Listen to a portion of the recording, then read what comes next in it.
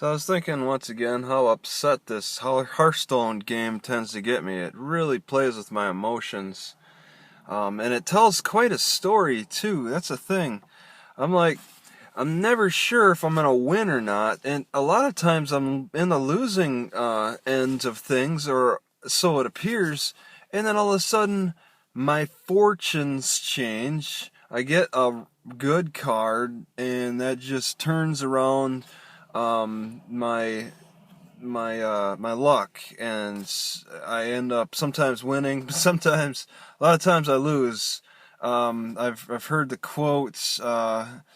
Nobody can escape the odds of even. I may be about 50-50 on wins losses, but when I have that 6 game losing streak, it feels like I've lost way more games than possible.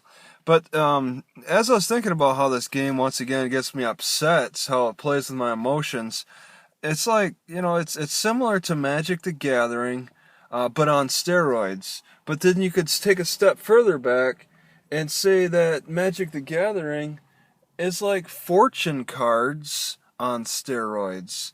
I mean, for the longest time, we've had these fortune cards where you would go to an astrologer, and they would just take from their deck, maybe a 30 card deck, and lay out a card to determine your fortune, and then keep playing a new card, and that would give a further insight into your fortune.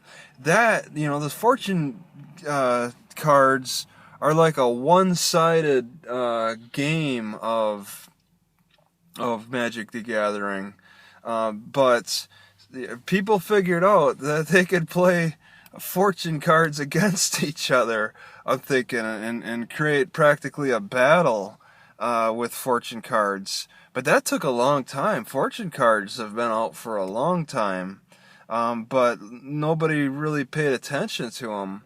I guess nobody really put the nobody linked the fortune cards with being able to use them against each other.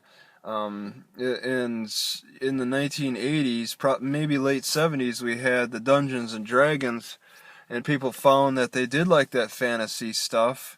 Astrology is a bit of fantasy, but I think a lot of people ignored it. I tended to ignore it. And then I tended to ignore Dungeons and Dragons a lot and all that fantasy and lore and stuff. I don't know, it didn't really appeal to me. But then things really started coming together with these cards, with this Magic the Gathering cards. Although I ignored that still too. And it wasn't until Hearthstone where they really showed that this stuff can come together and be amazingly fun, that I got interested, and now I don't play Magic still, but I'm learning a little bit more about it. At least I know that there's this Purple Lotus right now that's worth like $1,600 or something on eBay. But how much are fortune cards? I mean, you got to look at the history of this. I'm thinking it probably falls back on this one-sided game of fortune cards, where it's just you approach one person without cards, and maybe a lady with her crystal ball and her cards will just start playing cards and saying, okay, this is gonna happen to you, this is gonna happen to you, and all this, and you're like, oh, I don't have it, I just have to accept it as is. Yeah, that probably wasn't very acceptable.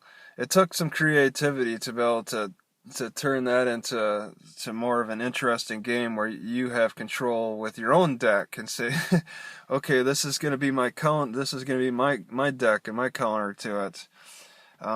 It's just kind of humorous to me to think about. But yeah, this game, it really tells a story in itself.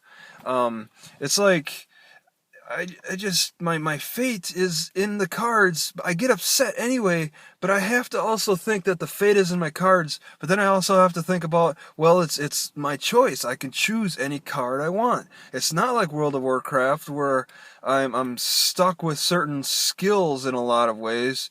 I can actually choose every card. I'm not limited to any It's strange. It's a strange experience.